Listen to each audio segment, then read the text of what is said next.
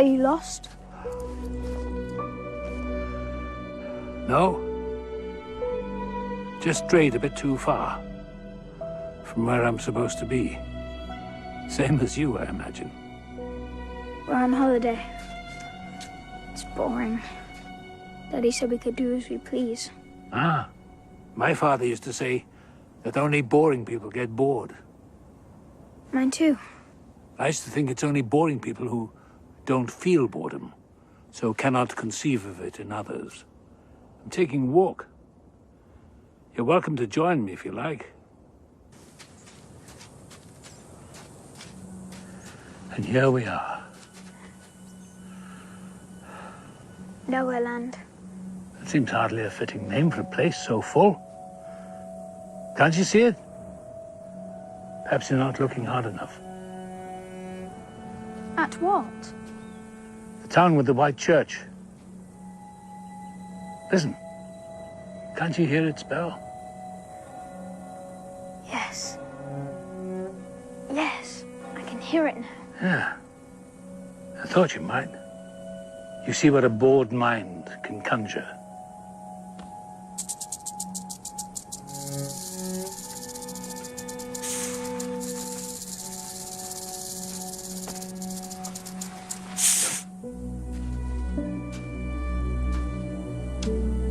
How did you do that? Is it magic? Everything in this world is magic, except to the magician.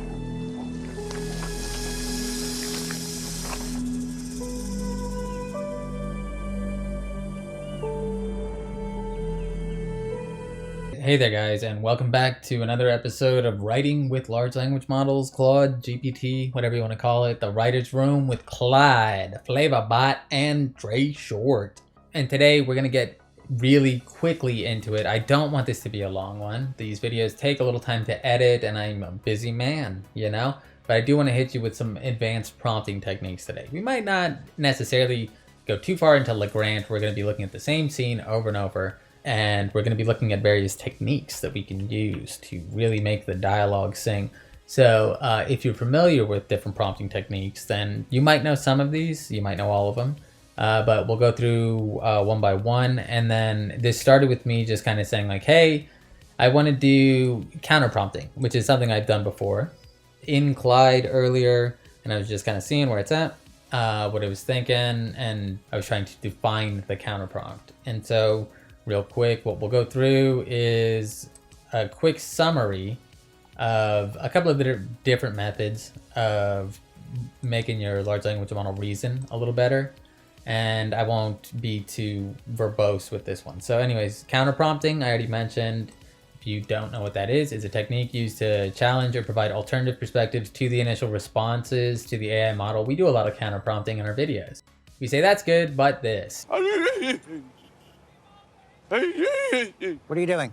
Oh, sorry, I'm auditioning for The Pet Detective. This is a show about a dog who solves crimes, right? No, it's about a human who finds missing pets. No. Okay. Not what I rehearsed, but, hey. I can do human, man. You can actually instruct it to counter prompt itself as well. That's some more advanced stuff that I'll show you at the end of the video. Kind of how I come up with my prompts, so stick around for that. So by introducing counter prompts, the model is encouraged to reconsider its initial conclusions, explore different angles, and provide more nuanced arguments. Now, in the context of writing, we can kind of go into this here in a sec, but I want to give you the academic sense of what we're doing, and I might cut between each one, but I have specific to writing as well, but I just want you to have the concept before we go into it. That way you can use a large language model for something other than screenwriting if you want to. Rumor has it, its power transcends time and space. But these are methods of getting your dialogue better. So that's kind of one of the focuses of this video, is to show you how to get better dialogue from this and explain a few methods and limitations of large language models and how to overcome them or work around them. So chain of thought prompting is the next, or DSP actually is the next one we're going to come into. Differential search prompting, which is a more technical and advanced prompting strat aimed at optimizing the retrieval information It involves adjusting the prompts in a way that respond to fine-tuned or directed towards more specific outcomes. Devin, quit selling doodads and focus on gizmos. So that leverage small changes in the prompt can lead to significantly different responses, allowing users to navigate the model's knowledge more effectively. Differential searches can be particularly useful in research, where extracting precise information or specific answers is crucial. So if you're like making your concept files and stuff like that, you can be like, hey, you know, there's a couple different things you can do this, but let's just get through. I don't want to go too far into each one. I just want to go through the concepts. Chain of thought is where we just multiple prompts. And so you break it down into smaller manageable parts. The model is encouraged to tackle each segment individually before synthesizing the parts into a coherent whole, which we've done that before. Like, hey, take this screenplay, let's break it into beats. Then, hey, give me this. Fur trappers. Yeah. Come all the way from La France to collect beaver pelts. And we're gonna rob them blind. Really? Just like that? Unless you're scared. No, I am not scared. I'm psyched. All right then. Mask up. When we refine it, we're doing both together. So if we're like, here's my idea, let's break it into beats, and then, no, you didn't get that right, that's counter prompt. Freeze! Anyone who moves gets one between the eyes. How's that? Okay. Couple notes. Okay. When you walk in, just maybe throw it away more. You know, like don't try to be a bandit, just be a bandit. Okay, yeah, that's good. Felt a little stiff. Is it cool if I take it again? Okay. Whew. Freeze! Anyone who moves gets one between the eyes.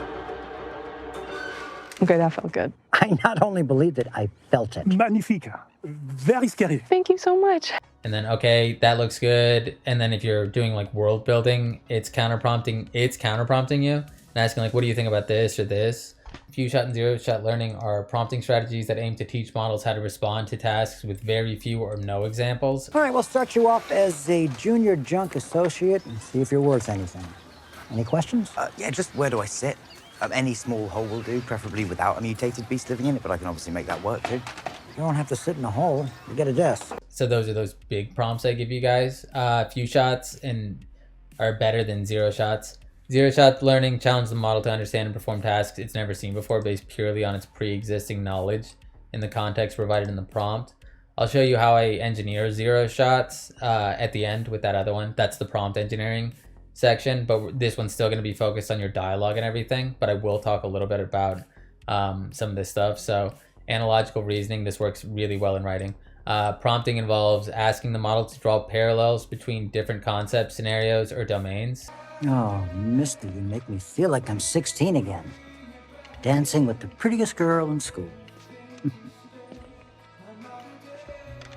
Oh, what are you doing to me? I'm a married man. This is crazy. Oh, hell. Let's be crazy. And it encourages the model to apply knowledge from one area to solve problems in another, fostering creative problem solving and the generation of novel insights. And it uses that, it can produce more inventive and diverse outputs. And yes, it makes it valuable in creative fields. I use analogical reasoning a lot, and I'll show you a few examples of that shortly. And then red teaming and prompt engineering is what we're talking about right now, is how to engineer your prompts so that they work better. It's kind of like a coding type thing with the English language. Just think of it that way, you writers out there. And if you're a prompt engineer, you know what the hell I'm talking about already, because you're probably researching this stuff and you're probably on this autonomous agent type thing. This comes into autonomous agents. Look it up if you haven't. So red teaming is and look up Wes Roth. A lot of, like, his channel is really dope. If you're into AI, he's going to give you all the news, and you know, he's got those thumbnails that just draw you in the titles. I can't resist. This adversarial approach ensures the model considers a wider range of perspectives and is less likely to overlook potential flaws and biases in its reasoning. So, I have just spoken to Oculus, and long story short, he is definitely evil. Oh, jeez. He is? Yeah, he was pretty explicit that he's planning on using the Gigacron to blow up a bunch of innocent people, so obviously, we can't work with him now. Yeah. But I also want to make a lot of money, so there's that. But no, you said we were okay as long as we didn't know what his plans are. Now we do know what they are, so what, are we just gonna throw away our morals for a paycheck? Exactly. Red teaming can be violent. You're gonna see how crazy this shit gets. So let's get down to, so I gave it, and this is for later, but I'll show you. All right, cool. So anyway, so yeah, so we did that, and we did a little counter prompting, and so I came over to Claude, and I was like, okay, let's see a counter prompt. The dialogue was pretty flimsy, even in the first one, so we'll go through it really fast. And I don't know if I'm just gonna get AI voices for this from now on. It might be better than me doing the voices. Let me know. Do you want me to do the voice? Do you like my voice acting, or do you want the... I don't do good voice acting unless I'm really into it, right? So I don't want to phone it in for you guys. So maybe I can get better AI voices. Put a pin in that one. Anyways, interior, the Neon Lotus, night. The Neon Lotus, a seedy strip club in the heart of the city. Lights flash, music pulses. And we're just going to go through this real quick, guys, just so that you can see the difference, okay? I'm not trying to get too into like make you listen to my screenplay. I want to show you the difference in dialogue. So Neon Lotus, it was the heart of darkness in this godforsaken city. This place would be it. If there was a heart of darkness in this godforsaken city, this place would be it. I could counter prompt if I wanted to change that line by saying like, I don't like this, do something else. And then LeGrant spots Rando. We kind of read through this in a previous video. So LeGrant, my man, glad you could make it. This is better than that version though, because it's counter prompting. And I said, make sure that Rando, I'll just tell you what I said is, think of it as counter prompting kind of thing where the different characters can at times be in conflict with each other, but not so specific.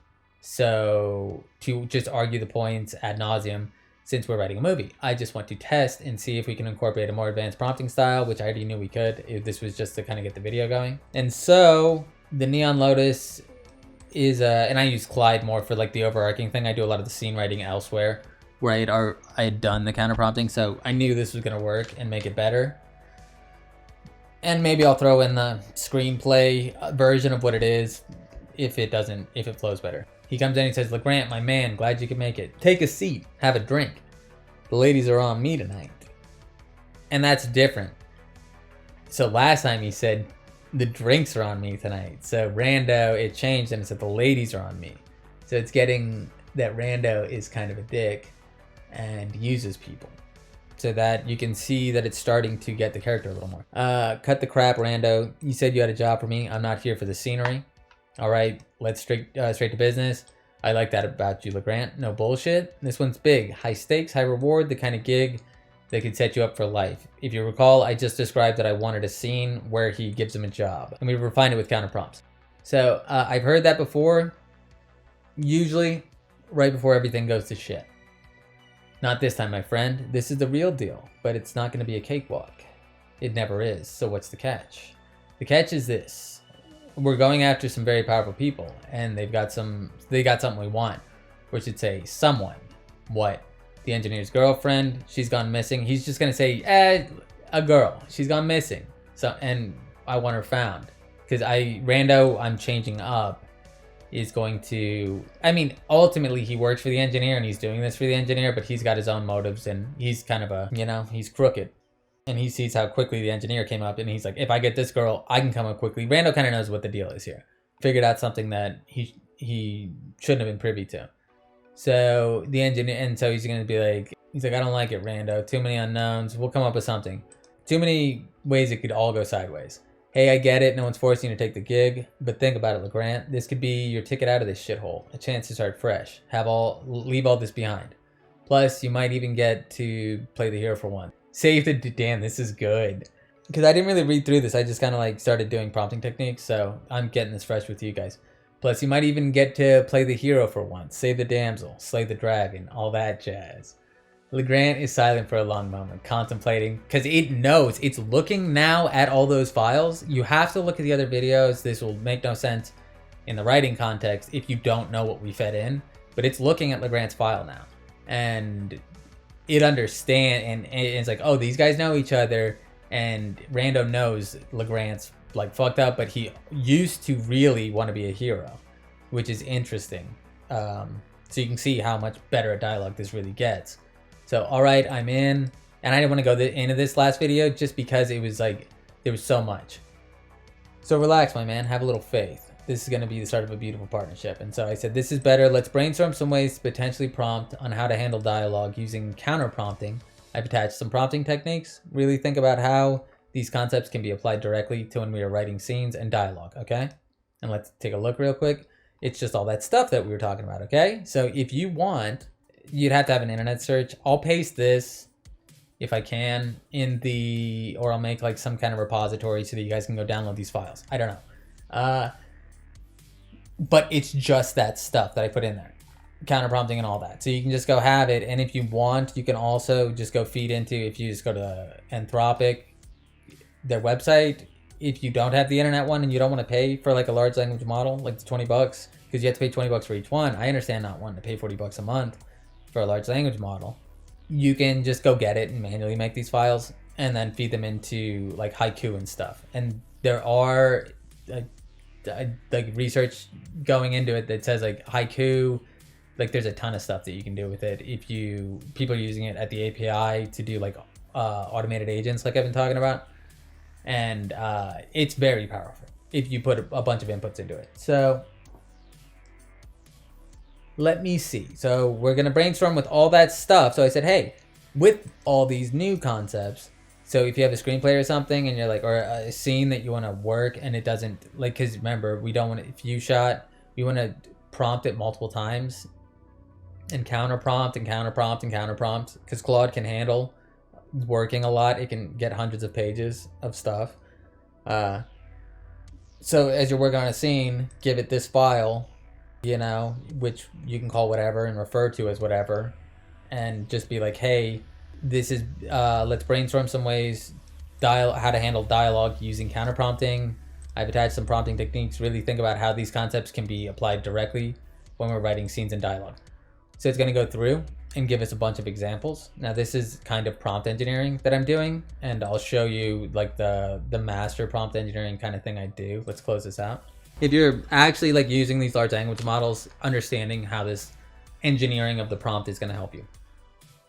And all right, so I threw all this in there and I said, let's dive into how we can apply these prompts. And it goes through and it's going to say, hey, when writing dialogue, yada, yada, yada. I'm not going to tell you all this because I just have it kind of refine this prompt. This is more prompt engineering, and we'll get that into that here shortly. So I said, write a scene where it gives me like a concept for the prompt, which is, you see, write a scene. Yeah, it gives me this. And then I said, okay, cool. Revise prompt. And because I'm telling it, okay, so let's brainstorm some ways to potentially prompt on how to handle dialogue using counter prompting. I've attached some prompting techniques. Really think about how these concepts can be applied, right? And so it starts going through and then it gives us examples, like character A expresses their initial feelings of hurt and anger. I don't want to do that. So I'm like, let's get a prompt example for writing the last scene using this method. It does it. It says explore his internal conflict and all that. So I say that's better. Let's brainstorm. And it's like, all right, let's deep dive. So it starts giving us a counter prompt and says like, yeah, well, if we want to do that, we could counter prompt, we could do this, we could do that. And it goes through. You can read these if you do this. Like I said, let's get a prompt example for writing last scene with this method. And that method, I'll just kind of go through a couple methods. What it's saying, it's like we could use counter prompting for diverse perspectives. We could use DSP for specific dialogue outcomes by using differential search prompts. We can fine tune our dialogue prompts to elicit more specific responses from the model. This can be particularly useful when we want to steer the conversation in a certain direction or reveal key information, right? So when we want to do that, we'll just say character A expresses anger towards character B. Consider how character B might defend their actions or reveal a hidden motive that changes the context of the situation. This is what we're telling the model. So we're going to explain the scene and you'll see what that looks like. It's going to go through and we'll have the prompts for it. And so it says like, if we want to do it with, and we already know counter prompting, so we don't need to go into that. And it's like character A asks character B about their past. Character A asks character B about a specific event in their past. And then it can chain of thought that. And then the next one after that is chain of thought prompting. So character confronts character B about a betrayal. Chain of thought. Character A expresses their initial feelings of hurt and anger. Character B responds with that. So this is like character A processes their response. The conversation continues to unfold on these smaller prompts. So you can just say, hey, I'm going to write the scene and we're going to do it as a chain of thought prompt. But I don't think that necessarily lends itself, so just ignore that one-ish for this. I think what really we're gonna get the most benefit from is analogical reasoning for subtext and metaphor. Guys, up here! Class is in session. Oh my god. Oh my god. My name is Professor Scraps. That's... How do you spell pro? Okay, I know this sounds crazy. We're talking about screenwriting, and most of the time, if you're an actual screenwriter, you're probably used to sparking up a joint or eating some fucking candy bars or something and staring at a blank page for a little while. I mean, that was me. But now this is what I do. I think about, let me go back over, analogical reasoning and for subtext and metaphor. So we can use analogical reasoning prompts to encourage the model to generate dialogue that incorporates subtext, metaphors, or references to other parts of the story. This is so powerful for what we've been doing, guys, okay? Remember this. Analogical reasoning. Analogies. Reasoning from the analogies that we've been building for this. What's the matter, Miss Muffet? You're not eating your kibble. Ha ha, I get it. You're treating me like your subservient pet, so I know what it feels like to be in your shoes. Oh man, I didn't even think about that. Yeah. Makes it so much better. So we can use it. Again, I'm going to go through the prompt. I'm going to go through this section twice. We can use analogical reasoning prompts to encourage the model to generate dialogue that incorporates subtext, metaphors, or references to other parts of the story. This can add depth and layers to the conversation. It was already kind of doing that with Rando and his reference of a past event that is not supposed to be ever necessarily spoke about between the two, but they have a shared history on the police force that we kind of know, but Rando's never specifically going to say it. LeGrant will talk about it to somebody else or something. We'll figure out how that goes. We'll probably let it figure out, okay? And I'm sorry if it feels clinical, but you're going to see the practical examples in the scene we just read and the differences, okay, between them. So, example, character A warns character B about the dangers ahead. Analogical reasoning prompt. Compare the upcoming challenge to a past event or metaphorical concept that the characters would be familiar with. Now, we're doing big zero shots on a lot of those templates, right? Where you're probably better off, honestly, loading in each character template as LeGrant, this, that, so it can always go and look at every one. And then I think maybe even experimentation required. We're still in the research phase of this, guys. So you probably want the big story. You probably want each scene broken down in its own file, and then this and that in a way of and you would use this thing to help you with this. I'm telling you, I use this and it's helping me, but this is working in my organizational method and mirroring back to me essentially that. So work with the model and get it in tune with your writing style. Use this as a guide, and if you like writing like this and organizing like this, I think it's the best way to do it. But it's not the only way to do it, and it's the best way for me, and there could be a better way for you. Without getting too far off topic, red teaming for realistic, we're going to move on because we're going to see the examples. So let's see. An example of analogical reasoning. So character warns character B, and then we'll see more of that. Analogical reasoning is the most powerful for our purposes today. Red teaming for realistic conflict. By using teaming prompts, we can challenge the character's assumptions, introduce unexpected obstacles, or present opposing viewpoints. This can create more realistic, engaging conflicts in our dialogue. Red teaming is actually really good too. So they agree on a plan. The red team prompt introduce the third character who raises valid concerns or objections. So you can basically make it where you'll see a bunch of examples. So without getting too far, let's get a prompt for writing the last scene using this method. Okay. Freaking impossible. You have to be some kind of super genius to figure them out. Solved it. What? How'd you do that? I don't know. I just match the colors on this thingy to that thingy. So So let's assume that we used all of these things. Writing a scene where LeGrant meets Rando at the Neon Lotus to discuss a new job offer. Rando explains that the job involves finding the missing girlfriend of a powerful AI engineer. LeGrant is hesitant, but ultimately accepts the job. So we give it the initial prompt of this, and then we give it all the counter prompting, okay? And it's gonna say, hey, so it comes up, it said, hey, here's this scene. This is what you'd be putting. Like, hey, you've got all your information, and write a scene where LeGrant, this is how I've shown you to do it. Now what this does is it takes that, it looks at that, and it starts analyzing, and it's gonna start giving you a refined prompt. This is the best way to do it. You don't have to sit there and think it out yourself. Just write your scene out, refine your prompt with these methods, and start writing your scenes, and you'll see what I'm talking about. So write a scene where LeGrant made yada yada, and then counter prompting.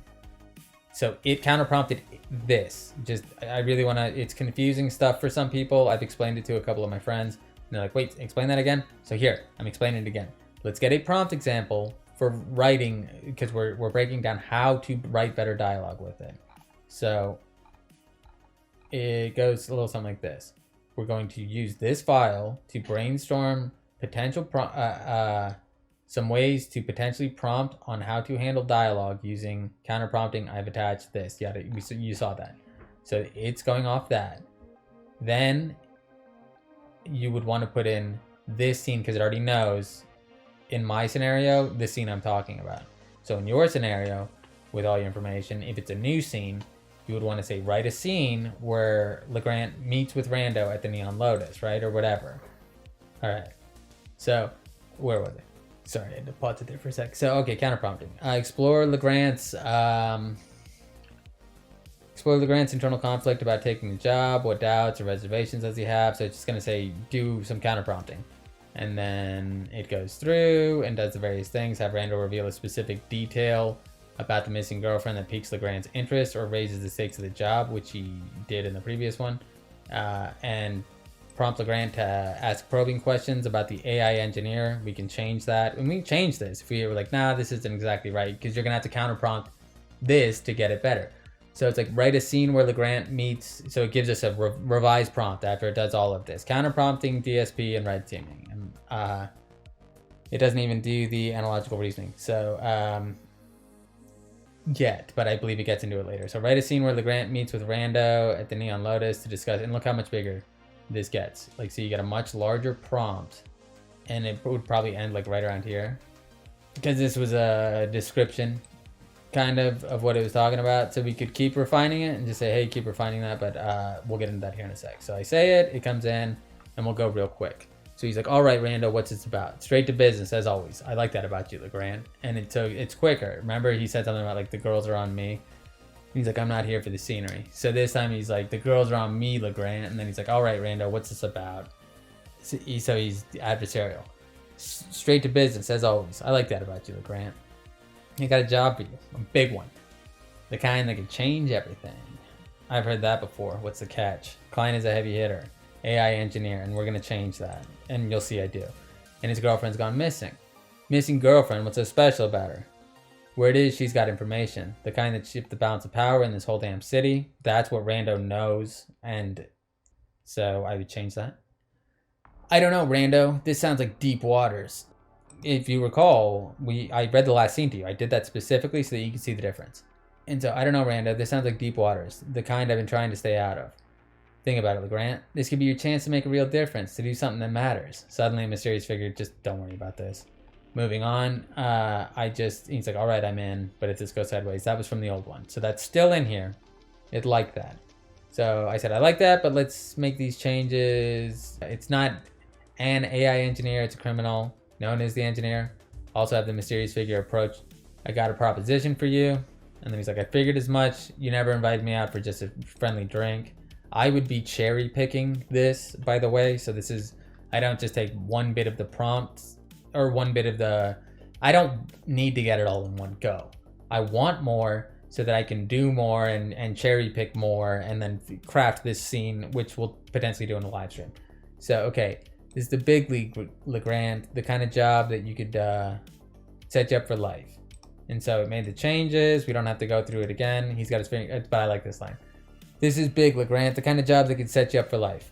I've heard that line before. What's the catch? And this time he says, the client is a heavy hitter, goes by the name of the engineer. He's got his fingers in all sorts of pies, if you know what I mean. He's like, I've heard that. I've heard the name. Guy's a ghost. What's he want with me?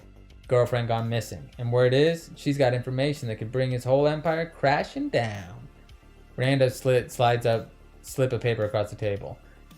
Meet me at the bar in 10. I'll give you the rest of the details there. And he just goes over, and then some mysterious figure comes up. You don't know what you're getting into. This is going to be like some other AI that like Echo is hacked or something, I think. And that'll probably like set us up for the next stage in the story. So this is a lot better. Let's have this line, LeGrant. I've heard of him. So I'm telling it to fix the line. The guy's a ghost. I change it. I say, let's try to modify this prompt so that we get more dynamic dialogue for the previous scene. And so I went over, and I'm going to show you that now before we get too far into it. This is, okay, so this is where I'm going to get into the idea of prompting techniques, okay? And essentially it's this, and I'll give you this to start with, but you want to understand a lot of these concepts that we've been talking about. So I said, you're a god-tiered prompt engineer. Your goal is to create a prompt that creates much more rich dialogue in a large language model that has a lot of concept files, character templates, the story of the beat sheet, etc. Use the information here to devise a god-tier prompt. And what I did is I took all of Anthropic's docs that are on docs.anthropic.com, and then I copied, and because I have them in a text file, but I just copied and pasted them here. And I said, remember, this is what's supposed to focus specifically on making great dialogue through the use of advanced prompting, okay? So I tell it, look at everything that Anthropic has said about how to make good prompts.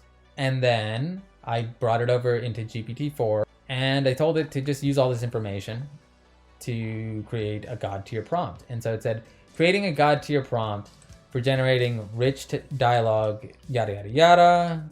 I'm going to give you a bunch of steps. And I said, cool, do those steps. And it said, imagine a scenario where character A, a fearless leader or whatever, that comes through. And so it says, it gives us a prompt. I'm not going to read through it again. The prompt strategy is designed to do, push the boundaries. I said, this made some great dialogue. However, the reasoning made it into the prompt. They drew parallels into the dialogue where I'd rather you. Okay, let's see that real quick. So I remember this. So I did that. You can see this. Imagine a scenario. I told it, let's modify this prompt, the one I just showed you, to fit with that scene. Okay, so if you want better dialogue, you're going to have to do kind of this roundabout thing. And so it adapts it, and it puts LeGrant, Jada Cobb, it takes stuff out of these files that we created, and it Mad Libs this for us. So we're creating Mad Libs that we have files that we're kind of telling, and it starts filling all this stuff in, okay? And then it rewrites the scene. And so here we get this job, LeGrant. It's not just about some missing dame. This is good dialogue. I'm telling you. You just saw what it was like, and it was very based on what I was kind of prompting. So, all right. And this is where we're getting that analogical reasoning first incorporated, because the GPT-4 prompt engineering, instead of saying like, hey, use these, like prompt engineering specifically for dialogue is what made this better, right? So you're going to want to focus your dialogue for specific scenes, I think. Just take it as that for now, as the workflow, and adapt it, and you come up with a better way, let me know.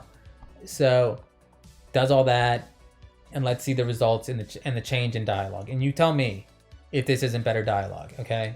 This job, LeGrant, it's not just about some missing dame. It's about the future of this whole damn city. Spare me the grandiose bullshit, Rando. You've always been more interested in lining your own pockets than saving the world. Rando chuckles, taking a sip of his drink.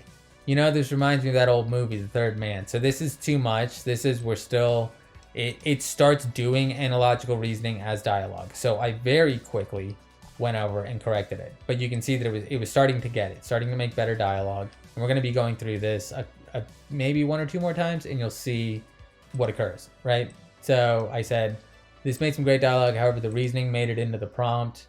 They drew parallels in the dialogue where I'd rather they use the reasoning to draw parallels and then have that inform their dialogue creation decisions.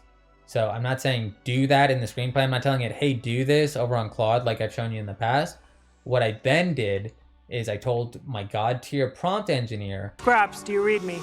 Yo, you're coming in loud and clear, boss. Not exactly sure what I'm looking at here. Just a bunch of numbers falling down a screen, but I'm just gonna keep on looking back and forth at these monitors and randomly pressing stuff. So then I told my God tier prompt engineer the issues that I was having with the prompt, okay? And then it's like, oh, okay, well, I'm a God tier prompt engineer. So what I'm gonna do for you is I'm gonna revise this strategy and then try all these methods. And then it says, here's a revised prompt. And it looks the same to the untrained eye, but it's not. And so we come back over, like we tried this, right? So it tried it again. And then I said, let's try it, and it didn't work. Remember, I told you that. I said, it doesn't work exactly right. And so I said, let's try adapting this prompt. You're doing an amazing job. You want to reinforce too, especially Clyde or Claude, whatever your Claude wants to be called. You have to ask it its name and name that file the name if you want to make it through the robot massacre that's coming. So make sure you do that as well. That's a pro tip for my viewers. So let's see. We're going to imagine character A and character B with deep unspoken shared history find themselves in a situation that tests their trust and loyalty, but without directly referencing their past or the broader themes at play, they must navigate a conversation. Do you see why I'm trying to explain prompt engineering to you guys? Is because I'm not going to be able to share my prompts with you in regards to these dialogue generations. I can share the idea of how to get prompts to generate better dialogue with you. Okay, so it's going to be a lot of concepts, but I hope that this makes sense to you guys. So when we Mad Lib everything in, it says, imagine LeGrant and Rando, both with the deep, and it's not really Mad Libbing. I'm not just like, give me a shark movie and blah, blah, blah. We have so much information that we've put in here, details, that I'm not necessarily like, it's in my brain and I think about it as it's going, but the large language model needs to be instructed where to look and what to do. And we do all that by setting it up. And Claude, if you continue to write in it, unlike GPT, it's going to get better and better and better as you go. So try to stick to the same instance when you do get it set up correctly, and then have your God tier prompt engineer over on the side that can help you troubleshoot the prompts, and then you bring them back in and attempt to write dialogue. It's figure out your workflow and make it work for you. Imagine LeGrant and Rando, both with the deep but unspoken shared history, find themselves in a situation that tests their trust and loyalty without directly referencing their past. They must navigate a conversation that decides their next move. Before creating the dialogue, consider how their shared history, so I'm telling it before you do this, resembles a classic narrative. Create a dialogue where the world pursues, so it's kind of like doing it out. So the engineer's girlfriend, she's the key to everything. And you need me to find her why? Let's just say this job requires a certain finesse. Someone who knows how to navigate the shadows. You mean someone expendable. And then a beat, that's a silence. A moment. A beat is used in multiple things. Like there's beats in a story, which is like different things that happen, like Save the Cat style, and then beats, which is like in a screenplay you'll sometimes see like somebody says something and then beat. That just means there's like a second of like nothing being said. So what's your angle, Rando? And why don't you give me that? And don't give me that greater good bullshit. We saw this. LeGrant, I know your history is complicated, but it's bigger than us. Bigger than any score we've ever pulled. And if I do this, if I find the girl, what then? Then we change the game, LeGrant. We take control of our own destiny. So it's getting Rando's story now. He should slow drip this, and he's not going to be so friendly with LeGrant. He's using him. I must be out my damn mind, LeGrant. All right, I'm in. But if this goes sideways, it won't. Trust me, LeGrant. This time, we're on the same side. So it kind of goes through and will tell you roughly what it's doing. And then I said, truly magnificent. And then Clyde. My Clyde comes back. Thank you, FlavorBot. And then that is pretty much it. So I'm going to wrap it there. I don't want this going too long. If you're confused by any concepts, just ask GPT or Claude about them. Oh, and one other thing, like if you are using Claude or something, there's some interesting research. You don't necessarily need Lotus. You can use the free one. I've heard that like Haiku, and I'll do another test in a different video, but I have, and I've done some tests, and it's very good still. So if you don't worry about getting Opus, if you don't like have the money or anything like that, Haiku works. And if you put the like 10 is what I've heard, but 10 or more, but you put enough information into this, it's gonna start working about on par with Opus or Sonnet. So you will want to do some experiments with the different models. And all right, so I'll wrap it there. I hope this one was insightful, and let me know in the comments if you liked it. I will see you guys next time, and like, comment, subscribe, and good luck writing. Take it easy. Well, it was really great getting to know you. I know I only sat on you once. That's probably the most meaningful experience of my life.